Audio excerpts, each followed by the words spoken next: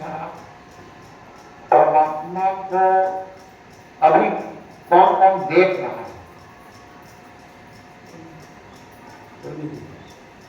देखना कौन कौन चाहता है? लगभग सभी देखना चाहते हैं। तो देखने के लिए प्रयास क्या किया है? नाम स्मरण किया। देखने के लिए किया, सच्चे किया, देखने के लिए किया। भाव में ये रहता है कि तुम दर्शन दे, या भाव में ये रहता है संसार सुखी रहे? क्या करते?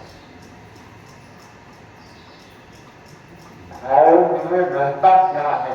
क्या भाव में ये रहता है कि दर्शन दे, या भाव में ये रहता है कि संसार सुखी रहे?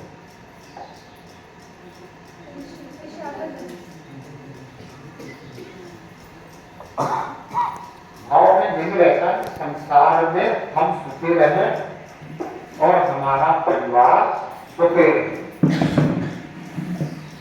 दर्शन की अभिलाषा है पर दर्शन का प्यासा नहीं। अभिलाषा और प्यासा में अंतर है। जिस दिन दर्शन की प्यास जाग जाएगी उस दिन परमात्मा स्वर में बैठा है। अभी किसके सर पे परमात्मा है? सर पे बैठा, सर झुकाते हो गए, क्यों झुका? सर पे परमात्मा बैठा दिया है, फिर सर क्यों झुकाते? सर पे खड़ा रख लोगे तो सर नहीं झुकाओगे, चाहे वो खड़ा हुआ खड़ा हो या खाली खड़ा हो। घड़ा इतना कीमती हो गया कि घड़ा सर पे रख लोगे तो सर कहीं नहीं झुकाओगे, और घड़े में पानी पड़ा हो, जल हो, तो जल और भी कीमती हो गया, फिर सर कहीं नहीं झुकाओगे। तो सर पे जिसने परमात्मा को बिठा रखा है, वो सर झुका रहा है तो परमात्मा कहाँ है? घड़ा तो खो जाए। आत्मा में रहता है परमात्मा। परमात्मा आत्मा में रहता है, वो मैं नहीं पूछ रहा, मैं कह रहा हूँ आपने सर पे बिठा रखा है कि नहीं?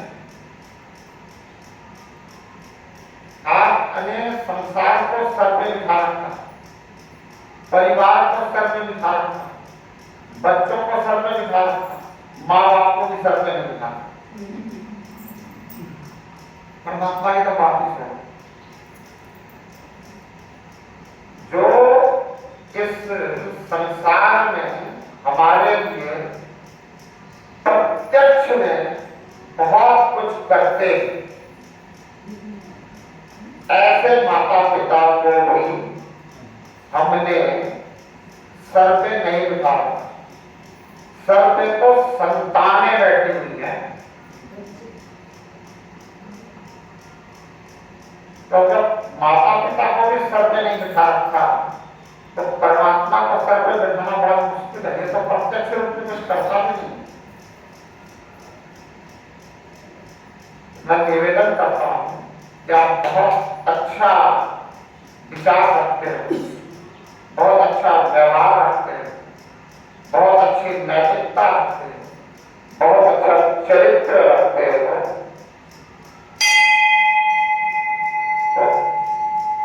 जो सबसे अच्छा कार्य है वो है माता पिता को सर पे बिठावे।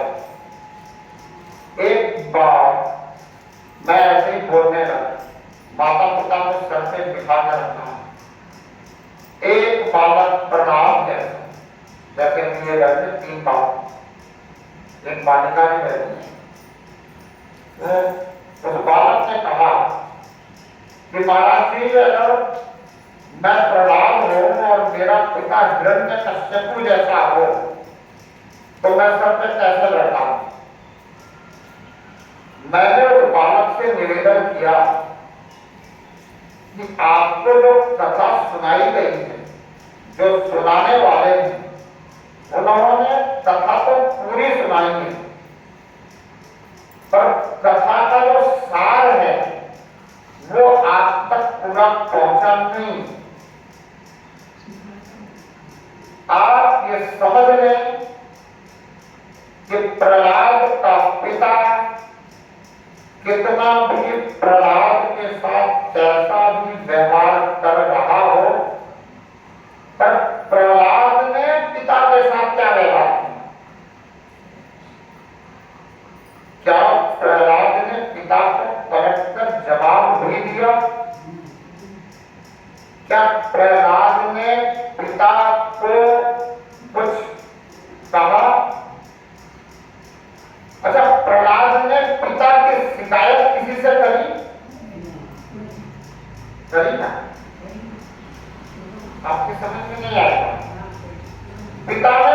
प्रहलाद ने पिता की शिकायत परम पिता परमात्मा से करी, किसी मनुष्य से नहीं करी। क्यों? क्योंकि प्रहलाद को आशा ही नहीं है किसी मनुष्य से। आशा एक राम जी से, दूसरी आशा छोड़ दी। हमने क्या कर रखा है? आशा है राम जी से कि दूसरे से आशा पूरी हो। हमने आशा राम जी से लगाई तो है, लेकिन दूसरे की आशा छोड़ी नहीं है। हमने क्या किया? आशा है राम जी से कि दूसरे से आशा पूरी हो। प्रहलाद ने ऐसी आशा नहीं लगाई। प्रहलाद ने ऐसी आशा लगाई होती तो परमात्मा नरसिंह अवतार के रूप में खंबे से प्रकट नहीं हो।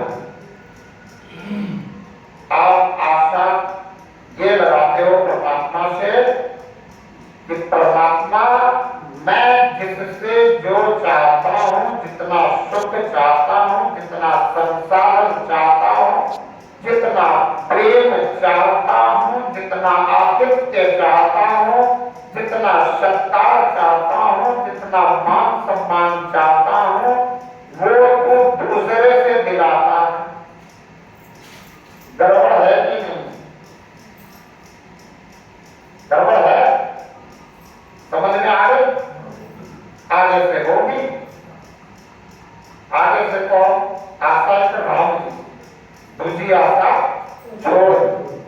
नाता एक राम जी से, दूसरा नाता तोड़। अब दूसरा नाता तोड़ने का मतलब क्या है?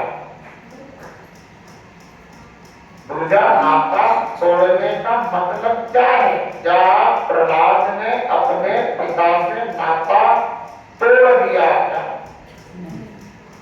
पिता दुखी कर रहा है तो क्या घर छोड़ दिया क्या? अब मैं अभी एक बात बोल रहा हूं। आज के बच्चे प्रश्नवाचक से बहुत जल्दी लगा, बहुत जल्दी प्रश्न पैदा करते।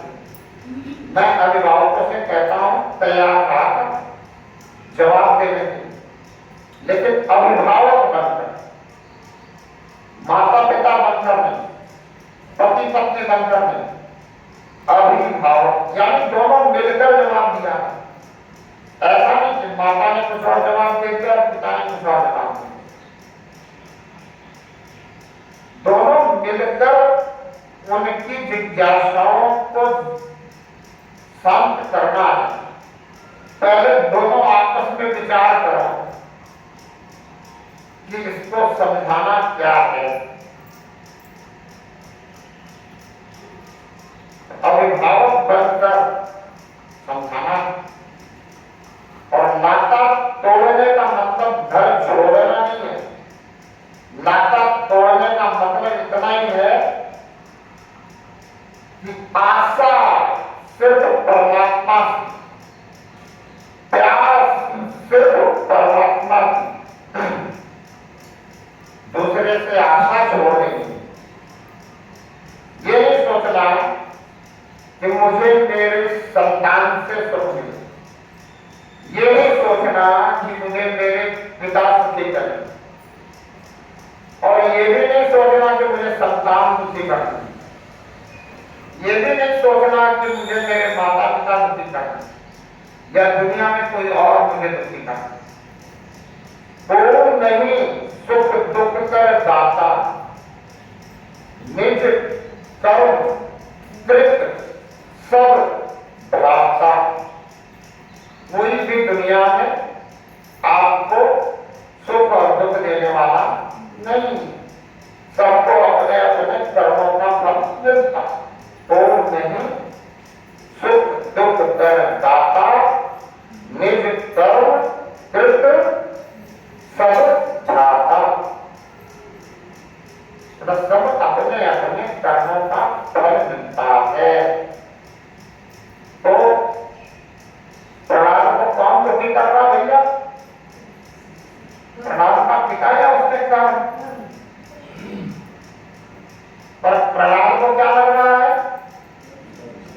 पिता दुखी था।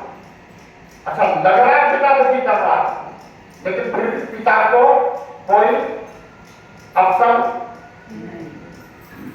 पिता से कोई वैमनस्य, पिता से कोई राग द्वेष, पिता से बोलना बंद नहीं। परमात्मा से प्रार्थना शुरू। तो सुख हो या दुख हो, परमात्मा से प्रार्थना होनी चाहिए। होनी चाहिए कि नहीं होनी चाहिए? और क्या प्रार्थना होनी चाहिए? प्रार्थना ये होनी चाहिए कि मैं तेरा हो गया, तू मेरा हो गया। गड़बड़ है। संत कहते हैं मेरा मेरी छोड़ दे, तुम मेरा मेरा में लगे हुए हो। तुम क्या कह रहे हो? राम मेरा, श्याम मेरा, घर मेरा, गोपाल मेरा, ये मेरा, वो मेरा, घर मेरा, बाप मेरा, पत्नी मेरी, पति मेरा, बच्चे मेरे, बाप मेरा, माँ मेरा। किसी को कहते हो या पुत्र को कहते हो कि मैं तेरा पिता। पुत्र कहता है पिता को कि मैं तेरा पुत्र। संतान कहे अपने अभिभावक से, अपने माता पिता से, गार्जियन से कि मैं आपकी संतान। हर जगह मेरा मेरा छोड़कर तेरा तेरा शुरू करो। अभी बहुत अच्छी मुझे लाइन सुनने को मिली जिस आपके प्रवास में, विठ्ठल माझा मेरा खिला, मतलब विठ्ठल मेरा है और मैं विठ्ठल का हूं, यानी मैं तेरा हूं। ये बात अगर हर जगह बन जाए, अगर सिर्फ ये ना कहें कि आप मेरे पिताजी, आप मेरे पिताजी और मैं आपकी संतान, दोनों बात अगर मिल जाए तो बात पूरी होगी। विठ्ठल माझा में विठ्ठल, बात पूरी होगी। बात को हमेशा पूरी करो, विचार को हमेशा पूर्ण रखो और निवेदन करूंगा कि आरती में गाते हो तेरा तुझको अर्पण। क्या गाते हो? तेरा तुझको अर्पण। आगे की लाइन करना, बदलना, तेरा तुझको अर्पण, मैं भी हो गया तेरा। तेरा तुझको अर्पण, मैं भी हो गया तेरा। देखो, कुछ अगर कहीं कमी रह गई है, सुधार की आवश्यकता है, तो सुधार कर लो। और ये तो मामूली सा सुधार नहीं है, इसमें तो कहीं कोई दिक्कत ही नहीं है, कहीं कोई प्रॉब्लम नहीं है। और जरा से सुधार से, जिसको मैंने कह दिया कि मैं तेरा, वो हो गया मेरा। जिसको मैंने कह दिया कि मैं तेरा, वो हो गया मेरा। पत्नी कह दे पति से कि मैं तेरी, समझ लो पति हो गया मेरा। पति कह दे पत्नी से कि मैं तेरा, समझ लो हो गई। बात सही है क्या? फिर संबंध विच्छेद होंगे, फिर संबंध विच्छेद होंगे क्या? नहीं होंगे। जब मैं तेरी हो गई, तू मेरा हो गया, और ये भी कहता कि मैं तेरा हो गया, तू मेरी हो गई, फिर संबंध विच्छेद कहां हो? गड़बड़ ये है, पत्नी कहती है कि तू मेरा, बता रहे तू मेरी, फिर दिमाग में आता है ना तू मेरी ना मैं क्या, आप पिता। संबंध विशेष का कारण से टूटना था। इतनी सी बात अगर हमें समझ में आ जाए कि मैं तेरा, अब मैं तेरा हो गया, मैं प्रभु का हो गया, मैं परमेश्वर का हो गया, अब क्या है?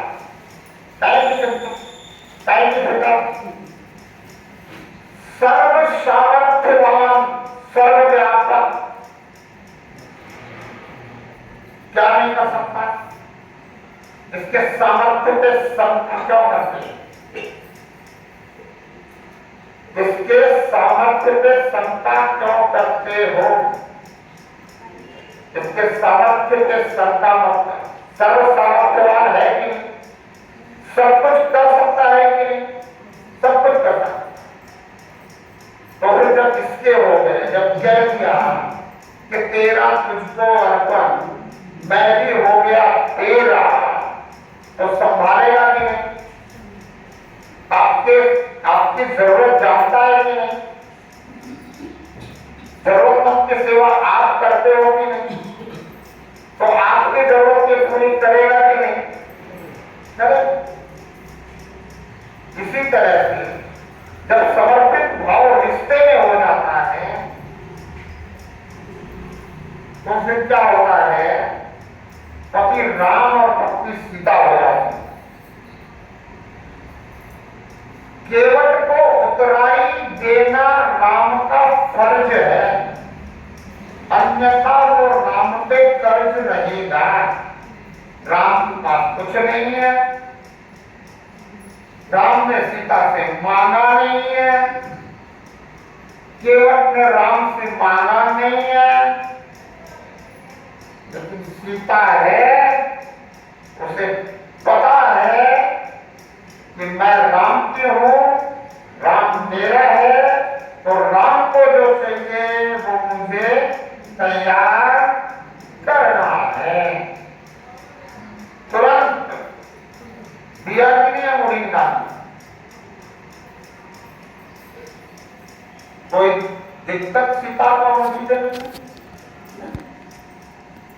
जो समर्पित है वो स्वयं के सुख के लिए दूसरे से आशा नहीं लगाता, दूसरे को सुखी करने में प्रेम पाता है। समर्पण की रीति यही है। प्रेम में समर्पण होता है, प्रेम नहीं है तो संबंध विच्छेद होता है, जो हमारे सनातन का विषय नहीं है। सनातन का विषय क्या है? समर्पण, भक्ति। भक्ति में समर्पण, पति परमेश्वर, पत्नी जगत जननी जगदम्बा, मातृशक्ति, धात्री, देवी। ये ध्यान, ये ख्याल, ये भाव अगर बैठ जाए खोपड़ी में, ये भेजा तो शोर करता, जिसको गोली हम मार गाया किसी ने, बोला गोली मारो भेजे, भेजे में गोली मारो तो हंसना ही सब क्या है? तो भेजे को गोली मारने का मतलब है कि भेजे में जो गलत बातें कहीं से आ गई है उनको अच्छी बातों के नीचे दबा दो। तो अच्छी बात यह है कि मेरी पत्नी जगत जननी जगदम्बा धात्री मातृशक्ति है, और जगत जननी जगदम्बा मातृशक्ति की हम पूजा करते हैं। मेरा पति परमेश्वर है, परमेश्वर की हम पूजा करते हैं। और मैं एक बात कहता हूं, सरस्वती की पूजा करते हो, लक्ष्मी की पूजा करते हो, दुर्गा की पूजा करते हो, पूजते हो काली। अगर एक बार भी पूज लिया होता घर वाली, आनंद के हो जाते तो क्या? आनंद ही आनंद रहता। देखो करवा चौथ करती है कि नहीं हमारी मातृशक्ति का? दिए कि नहीं? एक दिन भी ऐसा नहीं बनाया जो आप उनको पिछले साल में, क्यों नहीं बनाया? क्योंकि वो हमें एक ही दिन पूजेंगे, लेकिन हम रोज पूजेंगे। जो रोज पूछता है उसके लिए दिन मुकर्रर नहीं होता। पूजने का मतलब है उनकी सुनना, उनकी समझना, उनके कहने पे रहना, चलना। क्यों? क्योंकि धर्म आदमी नहीं बसाता, धर्म तो इन मात्र शक्तियों से बसता है। आदमी के बस में जरा सी बात आई है, उसी में आदमी अपने आप को महान समझता है। बहुत बड़ी शक्ति उनके पास आई है, ये आदमी को पैदा करती है, आदमी उनको नहीं पैदा कर सकता है। जरा सा झुककर चलो, जरा सा रुक कर चलो, टिक कर चलो, ठहर जाओ। जीवन में क्या होगा? आनंद ही आनंद होगा। अगर तुम नहीं ठहरे, नहीं रुके, तुम नहीं टिके, तो ये अगर टिकी हुई भी है तो भी तुम्हारे मन में हलचल रहेगी, तुम्हारे नहीं टिकने से, नहीं ठहरने से, तुम्हारे नहीं समझने। इसलिए समझो और माताओं से निवेदन करूंगा, अपने पुत्रियों को अपने जैसा बनने का जरा सौभाग्य दो। आप टिके हुए हो ना किसी घर में, तभी तो पुत्री को किसी घर में भेजा है। उसे टिकने के, रुकने की सलाह दो, उसे वहां ठहरने की सलाह दो। आपने जो सहा है वो सहने की सलाह दो। कोई मातृशक्ति ऐसी नहीं है जो सहन शक्ति नहीं है। मातृशक्ति सहन शक्ति है, सहती है। अपनी पुत्रियों को क्यों नहीं सहना सिखाते? सहन शक्ति उनके अंदर डालो। अगर आपने इतना सा काम कर दिया, मेरा सनातन गुरु वही खड़ा हो जाएगा जहां आज से 20,000 साल पहले खड़ा।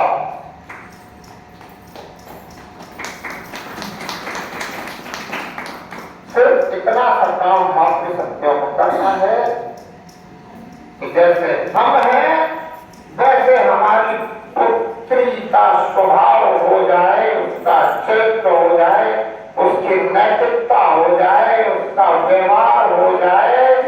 वो भी इस बात को समझ ले कि जो हमें शक्ति परमेश्वर ने दी है वो इनको नहीं दी है, भले ये कितने तुरम काम के। तो जो हमें शक्ति दी है, जो शक्तिवान होता है, वो सहता, क्षमा, भरत को चाहिए, छोटा को उपहार रहना, उसको क्या भजे जो धीरे ने मारी लात। अब हमारे बंधु समय दिखा रहे हैं, रात को 15 मिनट ही दिया गया था, हो चुका। थोड़ा सा समय ज्यादा दे दो, आपको कोई दिक्कत तो नहीं, आनंद तो आ रहा, सुनने में समझ में आ रही है बात। जीवन के धर्म की बात है, पतन की बात नहीं है, ऊर्जा के उर्धोगति की बात है, अधोगति की बात नहीं। समय मुझे शायद देने वाले ने कम दिया, देने वाले के हाथ में देना होता है, लेने वाले के हाथ में लेना होता है। क्या पता कितना ले ले, क्योंकि भरपूर है ना समय को। भाई देने वाला अगर भरपूर चीज अपनी तरफ कर दिया तो भरपूर में से हम भरपूर लेंगे, उसके कहने से थोड़ा क्यों लेंगे? अगर कोई थाली भर के कुछ हमारे सामने कर दे, बोला महाराज जी थोड़ा देना, थोड़ा क्यों नहीं, थाली भर के क्यों लाया? थोड़ा देना होता तो थोड़ा ही लाता। अब थाली भर के लाया तो मैं जितने मर्जी उतने लो। अब समय तो तेरे पास है नहीं कि तू बांध कर रख ले। जरूरी थोड़ी है तुम कहे 15 मिनट दे, 15 मिनट ही लो। हो सकता है कि मैं 10 मिनट और फालतू ले लो, और जितना ले रहा हूं वो देने के लिए तैयार है, तो रोकने वाले से क्यों रुको? नहीं रुकना चाहिए, दे दो और 10 मिनट। एक बात और जो मैंने सुनी आपके इस प्रवास में, गुरु गोविंद दो खड़े कांटे लागू पाए। एक बात ध्यान रखना, बड़ी पक्की बात है, समझ लेना है, खोपड़े में उठा लेना। जो बुद्धि बहुत शोर करती है, इसको शोर मत करने। गुरु गोविंद दो खड़े, यानी गुरु उसी को बनाना जिसके साथ गोविंद खड़ा मिले। अगर गोविंद खड़ा नहीं मिले, गुरु बनाना मत। और अगर बना भी लिया है तो गुरु करो 10 पांचा, जब तक मिलेगा साचा। साचा एक राम जी, दूसरा ना कोई। तो जब तक राम ना मिले तब तक गुरु करो 10 पांचा, हजारों तक। एक छोटी सी चीज आपको चाहिए, आपके मतलब की है, उसको देने के लिए पूरे बाजार छान मारते हो। परमात्मा को पहचानने की अभिलाषा है, प्यास जगा दूंगा, जाग जाए तो दुकानें बहुत खुली हुई, जाके देख तो लेना कि उस दुकानदार के साथ में गोविंद है कि नहीं। कहीं नहीं मिलेगा। मैंने छान लिया संपूर्ण ये आध्यात्म, धार्मिक और इनके धुरंधरों, कहीं नहीं मिले। और जिस समय अपने अंदर झांकना शुरू कर मिले, मिला हुआ है। इसलिए शास्त्र कहते प्राप्तस्य प्राप्तम, जो प्राप्त है इसको प्राप्त करना है। कण में है, लगेगा से नजदीक है, रोम रोम में बस रहा यही मेरा राम, जीव जीव में बस रहा यही मेरा राम। यत्र तत्र सर्वत्र रमेति तया रामः। इस राम को पहचानना है तो अंदर की यात्रा में उतरो, अंतर्मुखी हो जाओ, मन से मत रहो, मन को परमात्मा से जोड़ दो। जब तक मन को बाहर भटकाओगे तब तक इंद्रियों के स्वाद में उलझ जाओगे और स्वादिष्ट भोजन इस शरीर को दोगे, शरीर से दुखी होना निश्चित है। इसलिए इंद्रियों के चक्कर में मत पड़ो, मन को परमात्मा में लगा दो, इंद्रियां अपने आप नियंत्रित हो जाएंगी। मन इंद्रियों का राजा है, राजा को पकड़ के ख्वाजा के पास जोड़ो। राजा को पकड़ के किसके पास? ख्वाजा के, परमात्मा के पास, परमेश्वर के पास, इस सृष्टिकर्ता के पास, इस जगत नियंता के पास जोड़ो। यही है, नहीं दो है क्या? नहीं, सिर्फ समझने की बात है। समझता फिर है, समझने तक की देर है, अन्यथा न देर है न दूर है, न इसके यहां अंधेर। समझ में बात आ जाए, मैं इस शरीर में हूं, मेरा परमात्मा भी इस शरीर में है, अब मुझे इसका बनना है। अब मुझे कहना है कि मैं भी हो गया तेरा। बस इतनी सी बात। और क्षमा प्राप्त नहीं, अगर समय ज्यादा ले लिया हो, हमारे बंधु बांधव ने इशारा कर दिया और मैंने आपसे निवेदन किया, आपने मुझे अवसर दिया, आपको मैं कुछ समझा पाया, सुधार पाया, तो उसके लिए मैं परमात्मा का बहुत आभार व्यक्त करता हूँ, अभिनंदन करता हूँ, साधुवाद है, धन्यवाद है परमात्मा को। इससे प्रार्थना करता हूँ कि ऐसे ही कृपा मुझ पर बनाए रखे, मुझे निमित्त और माध्यम बना करके